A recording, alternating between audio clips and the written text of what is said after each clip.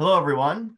Thank you for joining today's webinar, where we will break down Trump's high-profile trip this week to Saudi Arabia, Qatar, and the United Arab Emirates. I'm pleased, as always, to be joined by Ambassador Eric Edelman, JINSA Distinguished Scholar and former U.S. Ambassador to Turkey, among many other roles, and by JINSA's Randy and Charles Wax Senior Fellow, John Hanna. There's plenty of questions to ask, and we'll move through several different topics over the course of the next hour, including obviously Trump's trip to the Gulf itself and major developments with Syria, Turkey, and other issues. But I want to start with one of the potential deals that Trump, relatively speaking, understated on his trip, and that's a potential nuclear deal with Iran. Yesterday, Trump suggested that Iran has, quote, sort of agreed to terms, end quote, that his administration gave Iranian diplomats for a nuclear agreement earlier this week. He also retruthed an article that quoted the nuclear advisor to Iran's supreme leader about what type of deal Iran would accept, even though, at least at first glance, this would fall far short of recent strong statements from the Trump team about what type of deal they would be willing to agree to.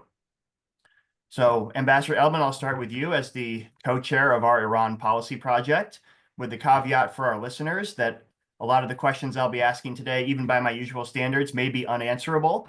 So everyone, please keep that in mind, given the sort of fluid nature of all the events we'll be describing. And as one final reminder for our audience, any questions you have, please type them into the Q&A box in the bottom of your screen. We'll do our best to get to them in the hour that we have. So Ambassador Edelman, I'll start with you. I'll start with, as usual, the broad question. What's your impression so far about the course of these negotiations? It's now 5 weeks and 4 or 5 rounds of talks between the United States and Iran, especially given that it seems like we may be getting a somewhat clearer idea of what's actually being negotiated at the moment. Well, thanks, Jonathan. It's great to be here today with you and with my old comrade in arms, John Hanna, with whom, in a universe long ago and far, far away, we prepared for visits like this by other presidents and vice presidents. I think we need to reserve judgment on exactly what is going on here. We're operating really on just sort of hints of what may have happened. I mean, what appears to be the case is that there's been some exchange of actual proposed terms from the agreement. There's reporting that the Iranians put down some papers with Steve Witkoff, the president's Iran negotiator, and his team, and that the U.S. has responded with a document of its own, and that Steve Witkoff has suggested that it provides what he calls an elegant solution to the problem of Iran's nuclear program. There's other reporting that suggests that this might be a deal in which the Iranians suspend uranium enrichment for some number of years, essentially coincident with Trump's term in office, and that afterwards they would be able to resume enrichment, albeit at a level below the 4% level. If that turns out to be the case, that is, in my view, basically, just a JCPOA 2.0. It would be basically a replay of the Obama era agreement. Now, there are a lot of other, issues that have to be addressed. What's the length of the agreement? What kind of verification, is a part of this? How much the Iranians actually have to completely come clean about their past activities, which they have never really accounted for. So there's a lot of blanks that have to be filled in, I think, before we can really, have any kind of judgment about this. I am a little concerned that this is moving very rapidly on a topic that is very intricate, requires a lot of specialized knowledge, and that our own U.S. negotiator is very inexperienced in this area. It is Iranian opposite number, Deputy Foreign Minister Araghchi, who was deeply involved in the 2013 to 15 negotiations, is much more up to date and knowledgeable about the subject matter, and therefore I worry that there's imbalance in how the negotiations proceeding. Thank you, Ambassador. John, I'll sort of ask you a different question about the negotiations. Um, you know, supposedly Trump issued a 60-day deadline for negotiations, and presuming that deadline, that clock started ticking on April 11th during the first round of U.S.-Iran negotiations in Oman, that leaves us something in the range of 3 to 4 weeks before that deadline. Have you seen any hints, sort of reading between the tea leaves from the administration statements, that deadline obtains? And I guess potentially a separate question, have you seen anything, including what Ambassador Elman just talked about, that would suggest that maybe we're headed towards something like an interim deal to sort of sidle around that deadline, or sort of like we saw with the JCPOA talks more than a decade ago? Right now they're negotiating, and then we'll get an interim deal that begins a longer process to hammer out those technical details. And just as one sort of piece of potential evidence I'll cite, we saw in the remarks Trump gave yesterday that he said, I don't need 30 pages to explain the type of deal that I'm getting at this point. Is that, can you read that into that as well, or might that just be something else? Well, first of all, I agree with Eric that it's very ambiguous, sort of what the actual status right now of the negotiation is, how close we are, or we aren't. In part, I think that's natural and to be expected, and in part, I think it's just a certain degree of real confusion on the American side about exactly what our position and red lines are in this negotiation, whereas the Iranians have been entirely clear all along that, including in the Truth Social repost of the former Iranian head of their National Security Council, the interview that President Trump posted, apparently quite positively, believing it indicated we were close to a deal, and which, if you read it closely, Shamkhani basically says we're going to forgo enriching highly enriched uranium for some period of time, which suggesting that they're going to, as their red line has been, maintain some kind of enrichment level. That's they claim they're right under the IAEA, the NPT, and international law, and they're sticking to it. So essentially a reprise of the core elements of the JCPOA back in 2015. How we can have both sides suggesting that we're moving positively, making progress, and yet have such deep disparity on this very core essential black or white issue in the negotiation is a little bit beyond me. But that's where we are, and in part, the only thing I can read into that is there's some uncertainty on the part of the Americans about how closely they're going to stick and insist on that red line of no enrichment, because if you come to a real wall in terms of that core issue, which you just had nearly unanimously the entire caucus within the Republicans of the United States Senate, with one exception, voting against, but insisting in a letter to the president that the posture of the United States had to be no enrichment, that they supported whatever the president and Secretary Rubio and others have said about a dismantlement of Iran's enrichment program. That's the only thing that the Senate Republicans will accept and support as part of any negotiation, or perhaps even an eventual treaty on a deal with Iran. That's a very unambiguous position, and the fact that we're now 5 weeks in and we still don't have any real degree of clarity on this does raise some levels of concern on my part. With regard to the deadline, I haven't heard the administration refer back to the 60 days specifically, but even on this trip, the president really seems to be attempting, to inject some note of urgency in this. He says, on the one hand, he very much would prefer a deal, wants a deal, doesn't want to have to use military force. He sees this as a binary. Either we get a good deal that is good for the United States, helps the Iranians recover economically, or if not, then we go to a military option. Those are the only two choices, and the choice is Iran's to make.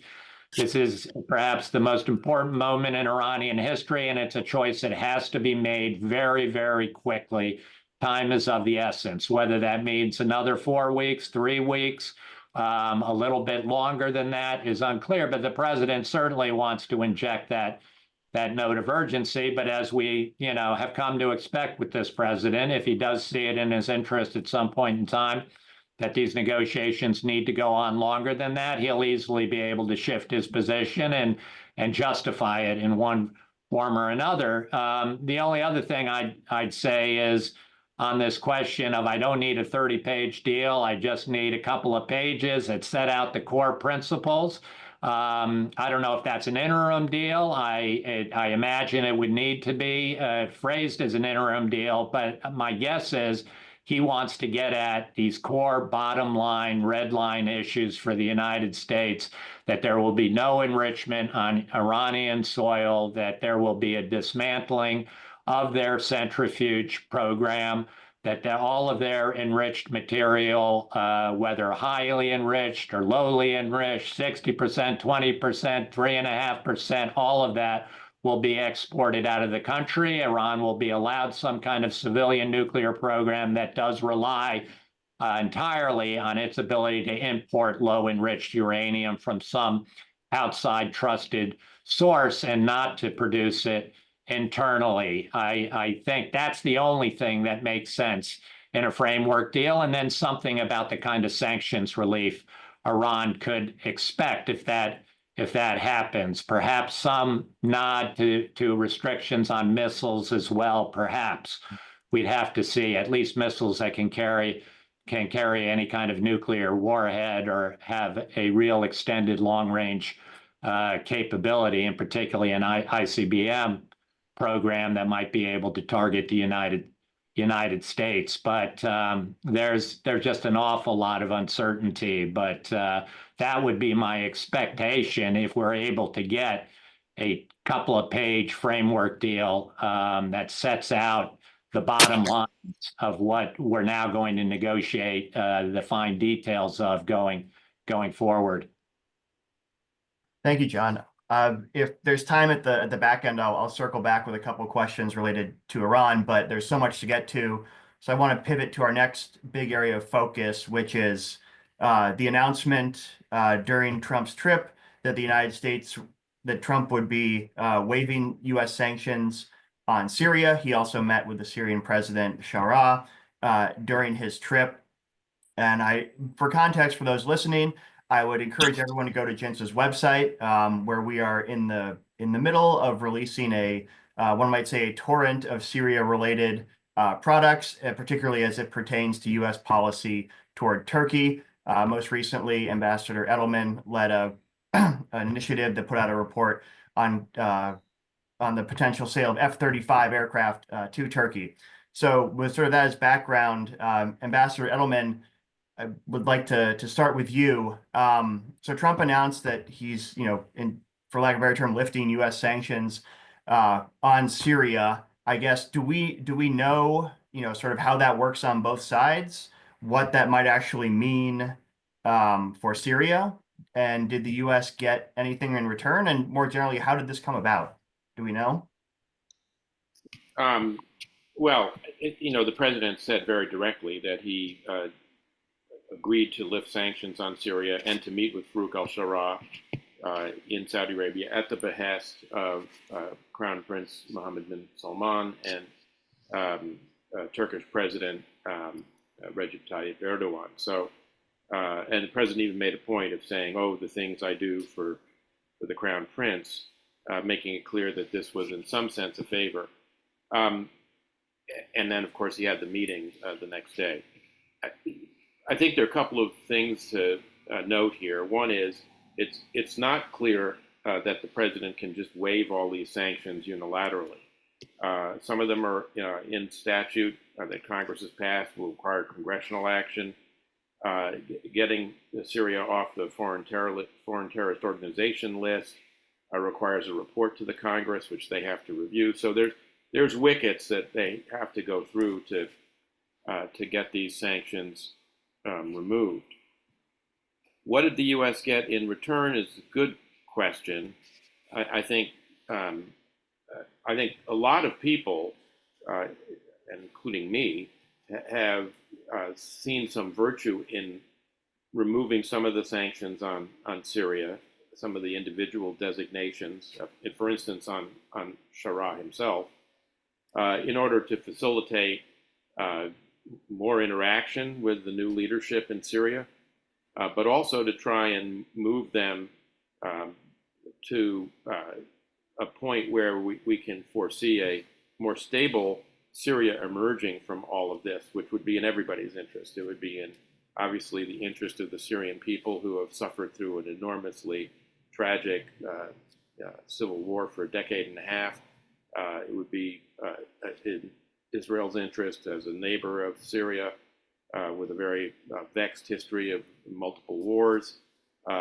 Other neighbors of Syria, whether Iraq or Turkey, Lebanon, etc. I think simply removing the sanctions without any action on the part of the new Syrian regime to address some concerns both about its future foreign policy, but also its internal policies that may or may not be conducive to the emergence of a stable Syria, I think is a hugely important question. I will say on the positive side, according to the readout of the president's meeting with al-Sharaa, he did ask for many, I would say, but not all, of the important things. He did ask for Sharaa to consider normalization with Israel, joining the Abraham Accords. He asked Sharaa to expel the foreign jihadis who are still present in Syria and have caused a certain amount of disruption in the days since HTS took over in Syria back in December. He's asked for cooperation on the part of the Syrian authorities with U.S. efforts to keep ISIS down in Syria, and in particular to help with taking over the oversight of the detention facilities that the U.S. has overseen with the collaboration and cooperation of our Kurdish partners, the SDF in Syria. So he asked for a lot of the right things. He got back, I think an answer that indicated Sharaa understood what all these asks were. I don't know that he actually got back anything, substantive. What was missing from the president's asks, and is actually consistent, unfortunately, in my view, with the broader approach he sketched out in his speech in Riyadh, was any requirement for how Syria organizes itself domestically. The president was quite explicit in his speech in Riyadh that he thinks that U.S. policy for too long has been concerned with the internal arrangements of, friends and partners in the region and adversaries, and that he thinks it's none of our business. The problem with that is that given the very fractured nature of Syrian society, both along ethnic and confessional lines, the emergence of a stable Syria requires certain, I think, recognition of minority rights and commitment to pluralism rather than one confession or one ethnic group being dominant as the Alawites were in Assad Syria for so many years. And the instrumentality for getting there, or part of the instrumentality for getting there, is U.S. diplomatic engagement, leadership, and use of the sanctions. removal process in order to try and nudge the Syrian regime in the right direction. Don't get me wrong. We can't, write our writ there. We can't make them do what they don't want to do, but we can certainly help guide the process, shape it in a way that's conducive to a more,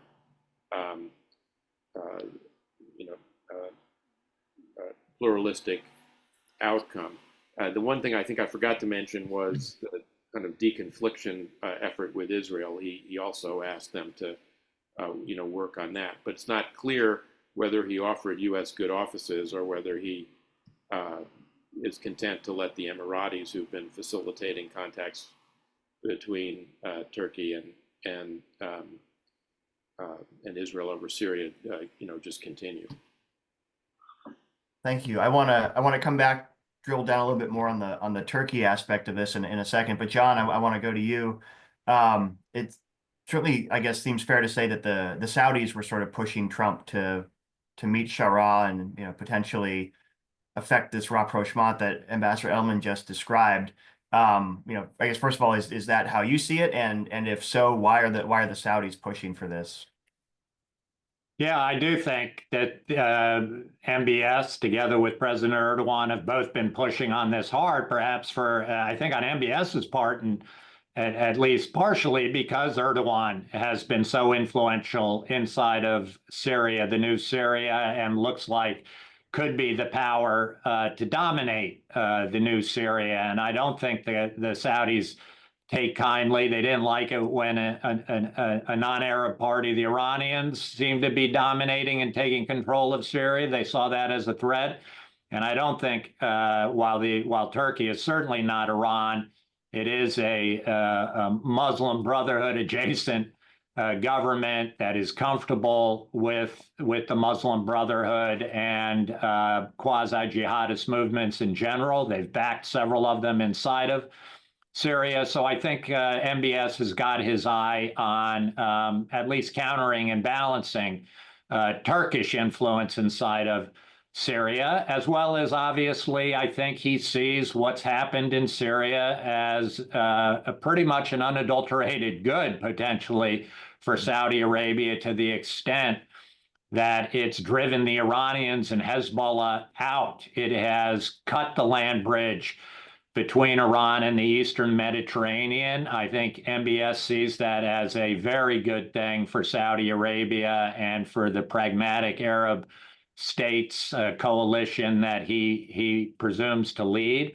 And I think he wants to do everything he can to consolidate that achievement. And he sees being forward-leaning and trying to encourage the best instincts on the part of Sharaa when he is going to be quite dependent on outside help. He wants to be the guy that Sharaa is looking to for advice. He wants to be the guy to be able to be the last person to really influence Sharaa on different decisions. So I think in part they may see this as a place to make money and gain assets and make investments in the reconstruction. But I think this is more of the great game for power and influence in MBS's eyes. And he saw the Americans coming in and helping ease those sanctions and provide greater room for other interested parties that are friendly to the United States to get in there and perhaps do some good in shaping Syria in a more positive direction for the future and moving it completely out of that Iranian camp once and for all. I would say, just to comment on it, because Eric and I are both old school enough, I agree with him that this was, in some ways, the process of getting to this decision is what seemed entirely impulsive on the president's part. I don't know what his briefing paper said ahead of time about what approach he ought to take on Syria, but it all looked quite last minute and done on the fly. The decision that he described in his speech to lift all sanctions and to meet Sharaa all seemed to be done without any real internal consultations with his top advisors within the United States government. I think people in the Department of Treasury the Secretary of State, probably a lot of people on Congress who are in charge of writing those Syria sanctions and imposing them were really caught off guard by what the president did. There was no pre-consultation on the American strategy and approach, and there certainly didn't seem to be much consultation beyond having MBS and Erdogan being the last people to whisper in his ear about that he gave them a big personal favor. This was from Trump to you guys as a personal favor answering your request. But as far as one can tell, with our most important, closest partner and ally in the region, Israel, that is deeply engaged in Syria, has core national interests at stake in whatever happens in Syria, that there certainly wasn't anything like the courtesy of some kind of prior coordination and communication with Israel to let them know what was coming and to get their input on how it might be best approached. I do agree that the next day seemed a little better in the actual meeting with Shara. My guess is the people at the State Department and NSC probably worked overtime that night to get together a set of points that included a lot of the demands that the U.S. had previously linked to the lifting of sanctions, and I think that's all to the good. And Shara ought to be on notice that, you know, exactly how you choreograph. Do you ease the sanctions first?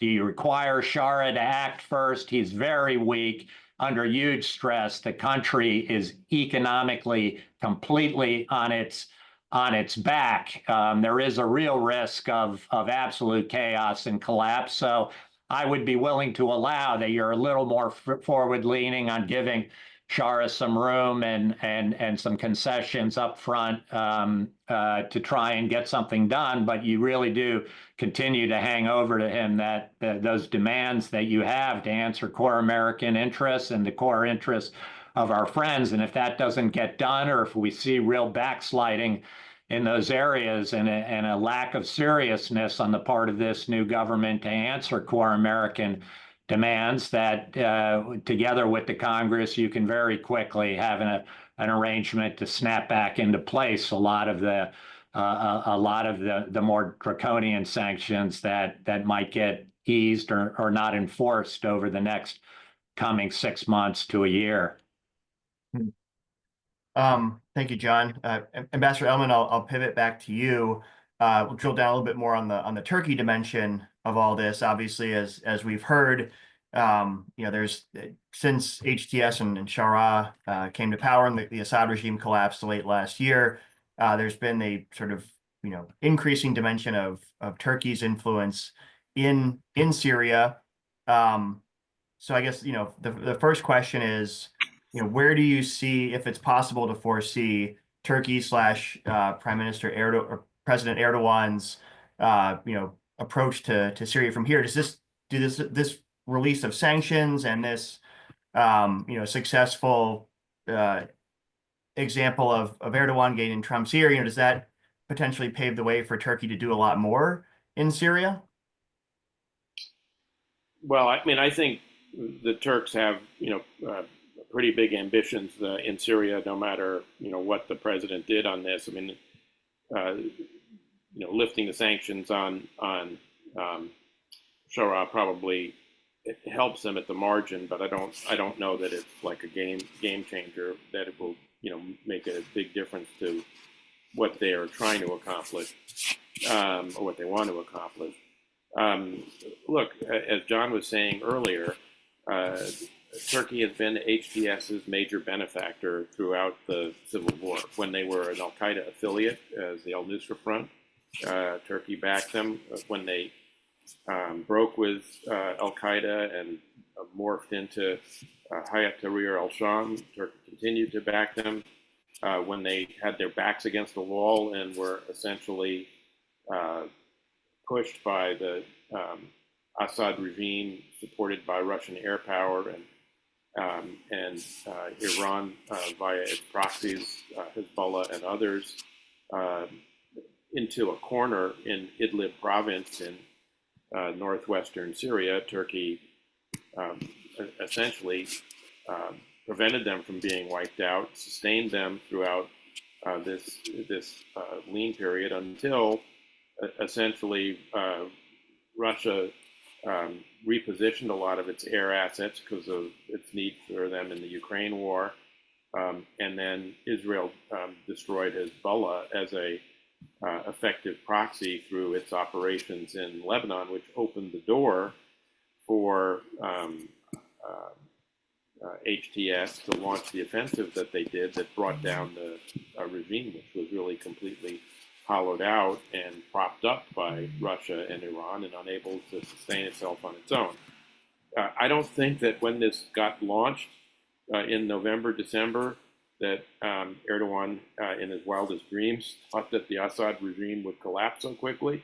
The evidence for that is in the days leading up to the launch of the operation, they were still trying to normalize relations with Assad, as some of the Arab states had done and the Arab League had done. But I think once HTS succeeded in moving rapidly to take the various cities, Aleppo, Homs, Hama, Damascus, and ousted Assad and he fled, I think that opened up new vistas for Turkey in terms of what they might aspire to do there. And they've clearly suggested number one, they've clearly asserted that they are primus inter pares among outside powers influencing HTS. They sent Hakan Fidan, the foreign minister, former head of intelligence, who'd been the main conduit to support HTS for years, on a visit to meet with Sharaa and Ibrahim Kalin, who is Erdogan's closest aide, who replaced Fidan as head of Turkish intelligence. They were, Sharaa rolled out the red carpet for these guys.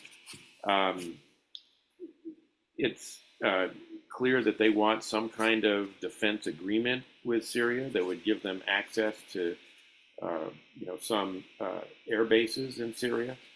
That's been a matter of some concern for Israel.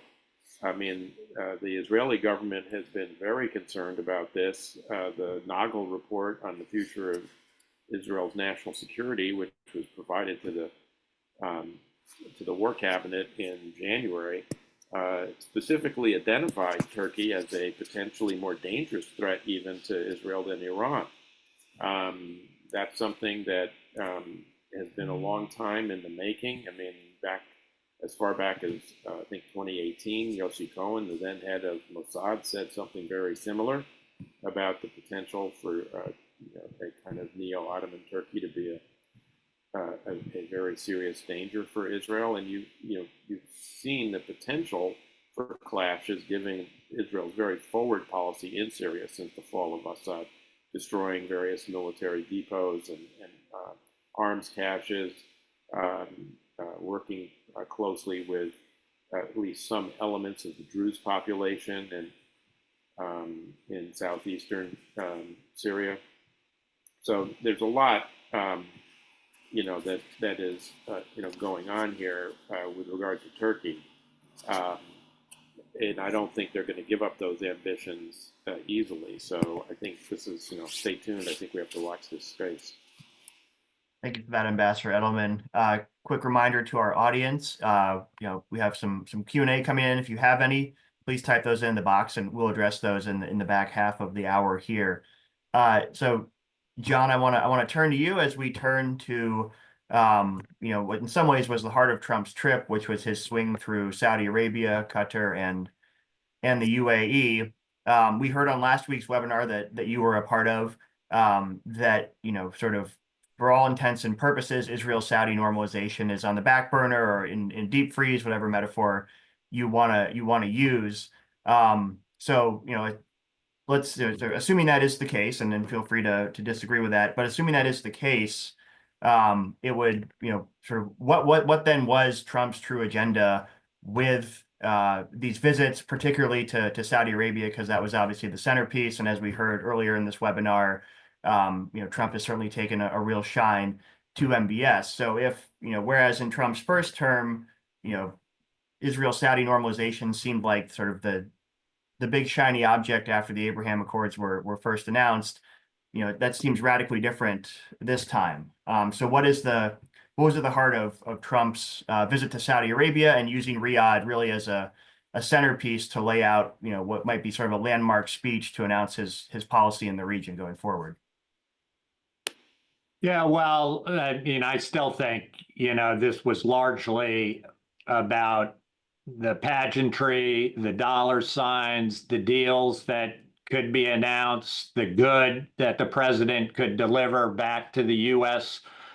economy to demonstrate how deeply and widely respected America is in this newly dynamic part of the Middle East and the world. And from that standpoint, I think it was more about that than the geopolitics. I mean, Gaza got mentioned. Obviously, the Syria surprise happened. I'm not sure that was a planned deliverable for the trip in advance, but it was certainly a surprise.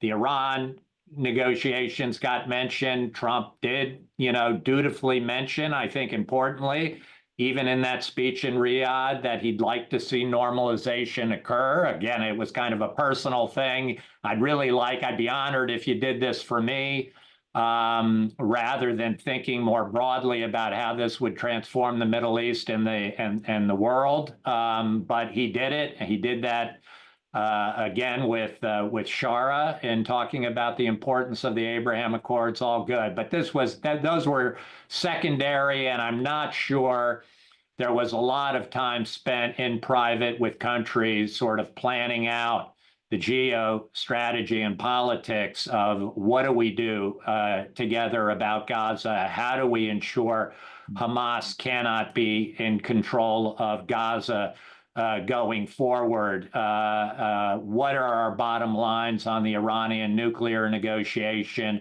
What do we say about ending Iran's support for proxy forces across the region? What do we do if, in fact, the Iranians won't budge on issues like enrichment, the talks collapse, and we are required to go to military force? How do we make sure that war doesn't expand and widen to include efforts to shut down the Straits of Hormuz or to attack Saudi or Emirati critical oil facilities? I'm not sure any of those questions got discussed in depth. This was really about the Trump show, about the pageantry, about America being back, all because Trump is back. Everybody before him, every other American president, particularly President Biden, and this was really an obsessive part of his speech, the constant return to how bad his predecessors had been, how rotten American policy had been,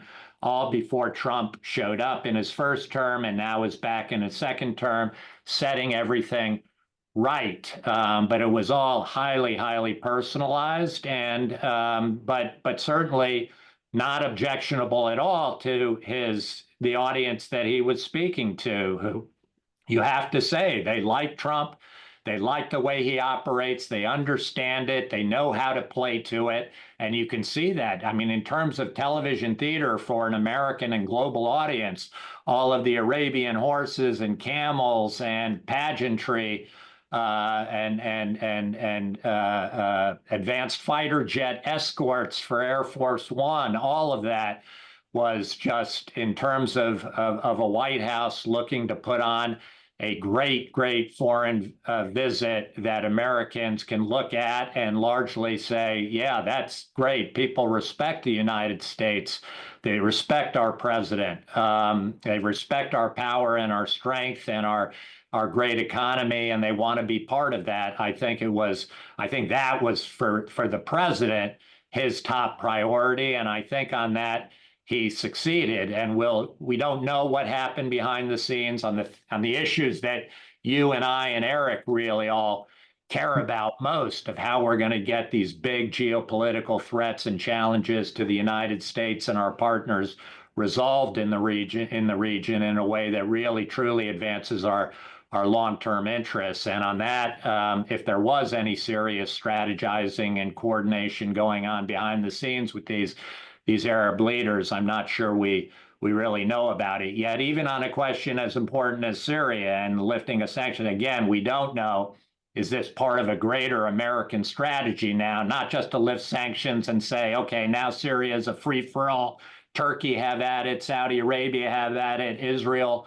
have at it, or is this part of an American commitment to use our diplomatic and economic and military presence inside of Syria to get all of these partners together, that we have the best relationship with all of them, even including the Turks, get them together, figure out what the common interest is, the common vision for Syria's future, with Iran and Hezbollah out, with ISIS down, and with Turkey and Israel not at each other's throats on the brink of a military conflict, and with a Syria that really does potentially have a chance not only to make peace with Israel, but to actually become, for the first time in half a century, part of a genuinely U.S.-led pro-Western camp. And whether any of that got discussed, that big picture strategic things, we really don't have an idea yet. We'll just have to see going forward.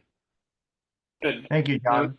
Ambassador, please. Yeah, I just wanted to, if I could, maybe expand a little bit on some of what John just said, all of which I agree with. This was largely a trip about geoeconomics, not geopolitics, although geopolitics inevitably intruded, as John has mentioned. And I think, sort of in the best,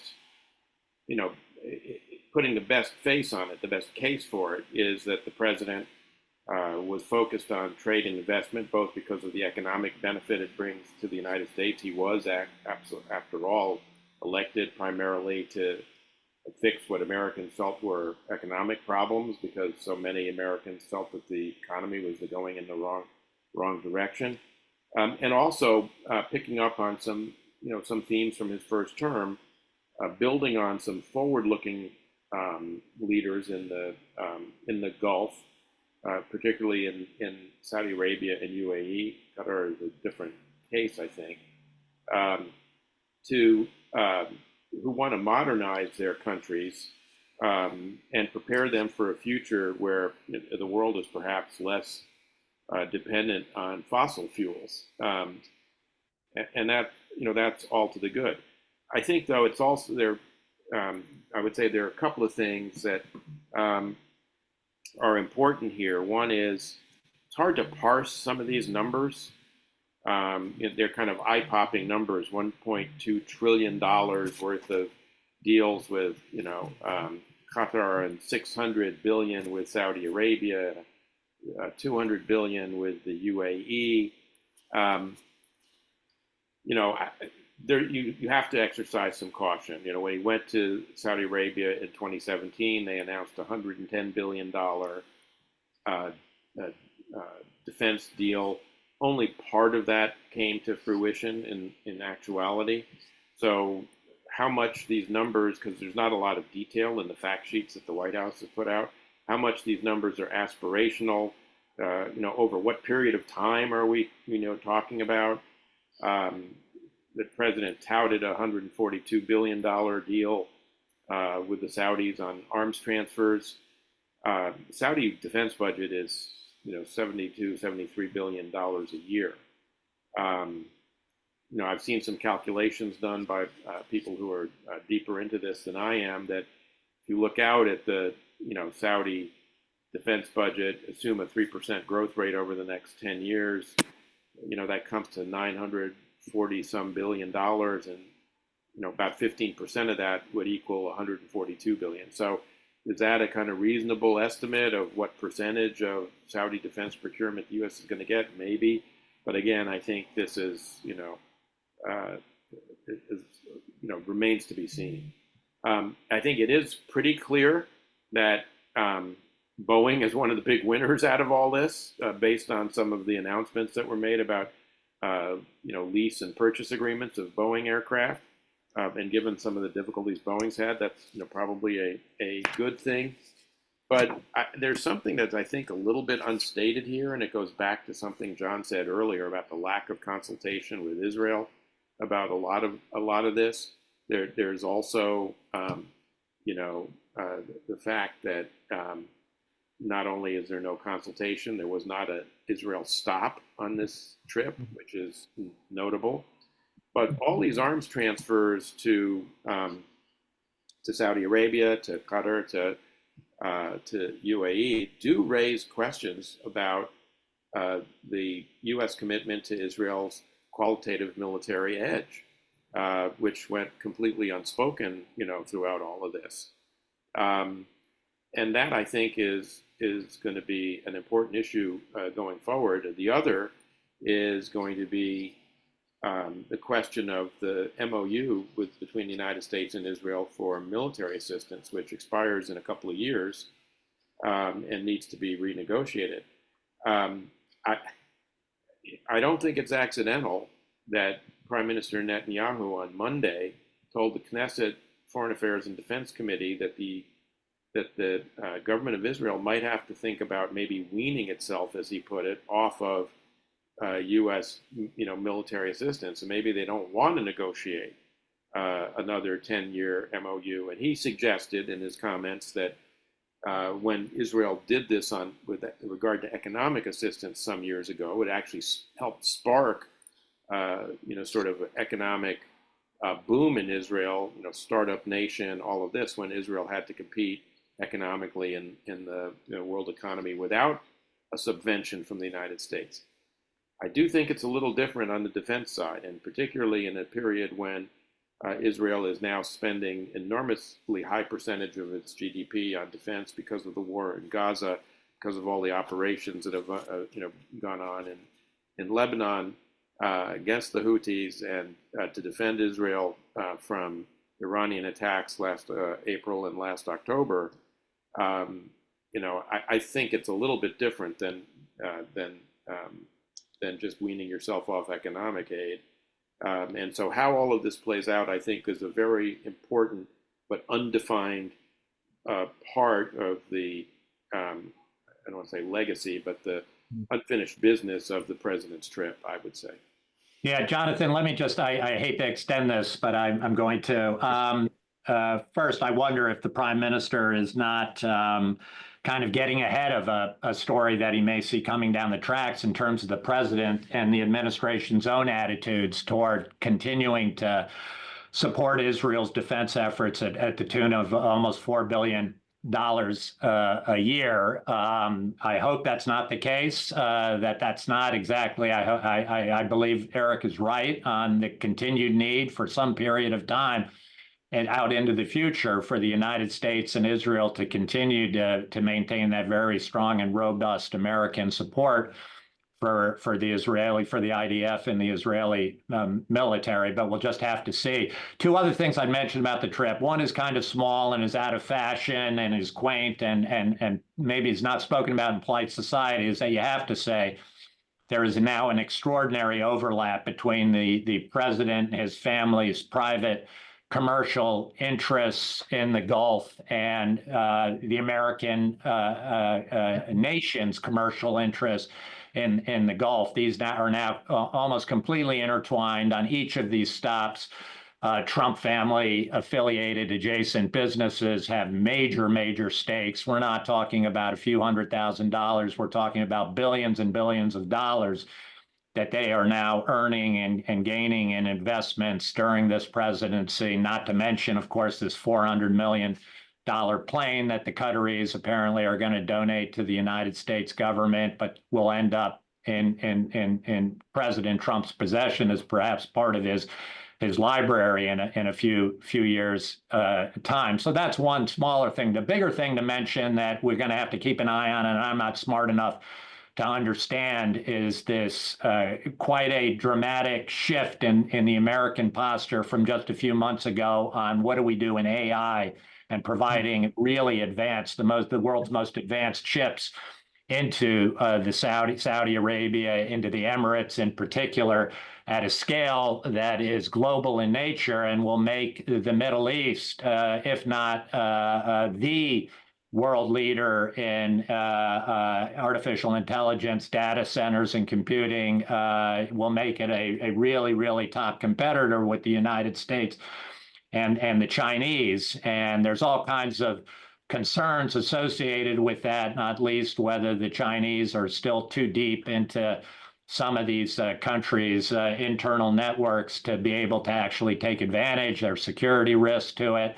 But this is a big deal, given how important AI is going to be to the rest of the struggle for geostrategic influence and global dominance in the 21st century. And something it looks like very significant has happened with this decision to kind of open up the floodgates in large part to sending these very advanced capabilities to have them built and established in the Middle East. There's real logic to that and rationale and reason behind that decision, but it has huge national security implications, and you want to make sure you get that right. But that's something that'll unfold over time, and we'll just have to keep our eyes on.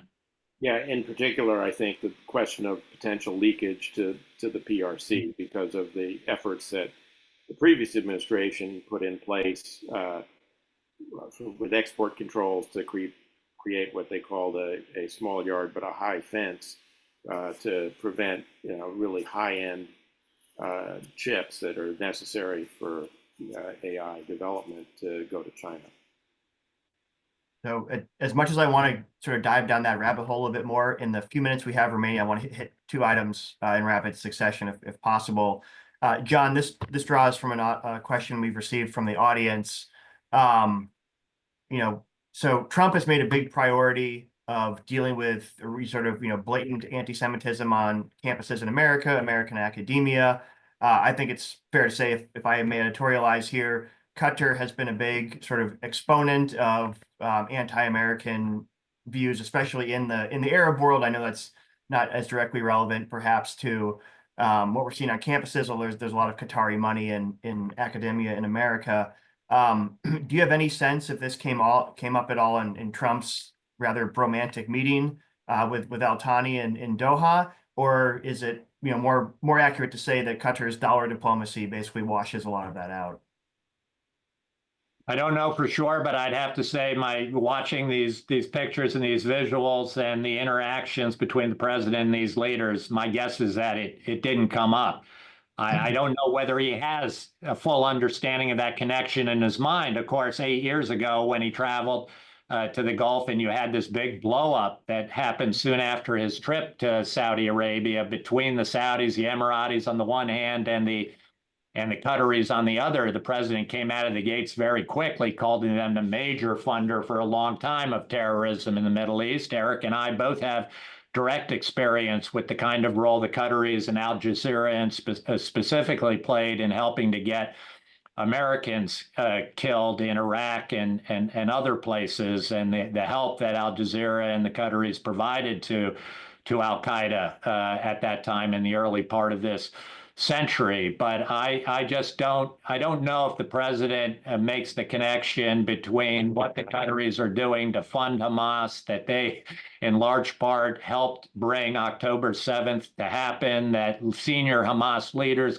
continue to live in five-star hotels under Qatari protection, holding their organization holding still 58 dead and alive Israeli and some American hostages still, and the role that Qataris obviously have played on university campuses and elsewhere throughout the United States, building up influence and protection. The president, I think, went in thinking, these guys are great. They've built a great place. They're putting on a great show for me. They're going to invest a lot in my economy. And gosh, they host this fantastic base for the United States where we're able to conduct all kinds of military operations. And I just don't have any sense he went into this meeting being able to draw these two contradictory things together and to make that linkage in his own mind and to make it a significant talking point in private with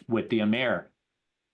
Yeah, not to put too fine a point on what John just said. I mean, the Qataris have spent over $100 billion in the United States supporting various activities, but including a lot of lobbying, on their own behalf to overcome the stigma that has attached to them to some degree for hosting Al Jazeera, for hosting Hamas, et cetera. And they've used the Al Udeid air base, very adroitly as something that they can, in a sense, hold us hostage with, because it's the headquarters for CENTCOM Forward, very important to U.S. military operations in the region, would be very hard to replicate, which is one reason why it's built a constituency inside the Pentagon and inside the U.S. government. John and I both still have some scar tissue on our bodies from having tried to actually move it out of there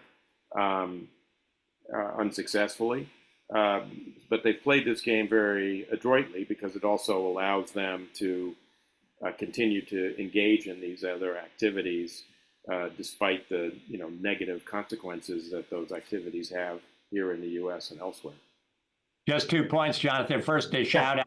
I'd urge everybody to read an article that I believe came out yesterday or the day before in the Free Press by Jay Solomon, which is as comprehensive a assessment of what Eric was talking about, this $100 billion of investment across a wide range of sectors to buy influence and whitewash Qatar's problematic past in the United States. Everybody ought to try and get a hold of that article. The second article that I'd urge people to read is something that our own senior fellow, General Frank McKenzie, wrote about U.S. basing in the Middle East, where General McKenzie's advice was that base in Qatar is not quite as central and vital to everything the United States does in the Middle East anymore, and it's highly vulnerable to a potential conflict with Iran and Iranian missiles, and we ought to think about perhaps reducing and diversifying our presence to some other countries in the region. Unfortunately, I think we're going in the exact opposite direction. And another 10 or 20, or I don't know how many billions of dollars were committed